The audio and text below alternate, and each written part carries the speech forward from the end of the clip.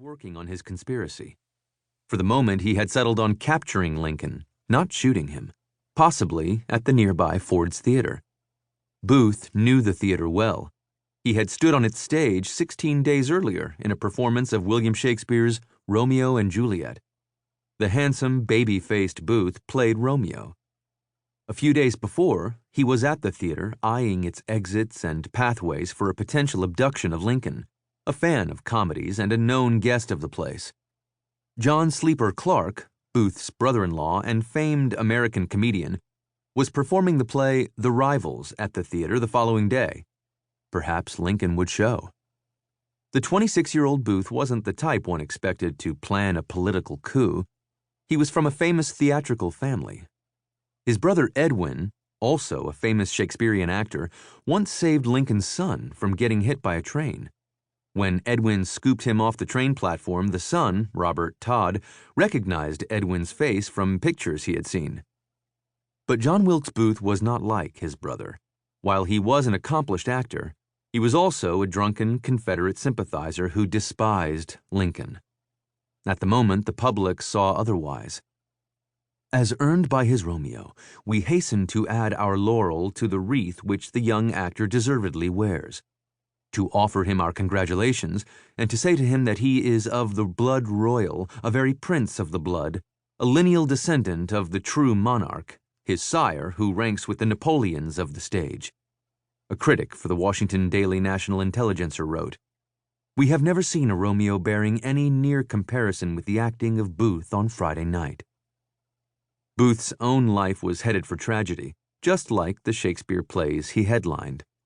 Despite outward appearances, he was broke and angered by Lincoln's continued prosecution of the war. The Confederacy was in its darkest days. The end was near. General William Tecumseh Sherman had wasted Georgia and was lurching north through South Carolina, the jewel of the rebellion. Lincoln and his cabinet were starting to focus on how to put the fractured country back together again. Since the South couldn't handle Lincoln in battle, Booth figured he had to do it himself. Booth lived on and off at the National Hotel, a place popular with Southerners in a city built at the crossroads of North and South. The hotel, a series of 6 connected townhouses, was a Washington landmark that housed all the greats, from Lincoln to Dickens. By now, however, it had developed a sordid past. In 1857, the hotel hosted a pre-inaugural ball and lodged President-elect James Buchanan. During his stay, Buchanan grew ill with an upset stomach. A few weeks after the inauguration, Washington was gossiping about a strange disease overtaking the hotel's guests. People quickly panicked. The newspapers didn't help. The scandal-loving reporters offered detailed accounts of hotel guests who grew sick during their stays. Several posited that the illness was attributable to poisoned rats that died in a water reservoir. Just about any rumor or theory made it into print.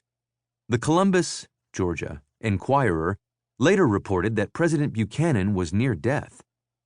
The disease contracted by the president at the National Hotel appears to be hastening the president's fate, the newspaper reported, based on an account from an unnamed, very distinguished Democrat. The New York Times downright speculated that the disease was the result of a botched assassination attempt on the president by radical abolitionists.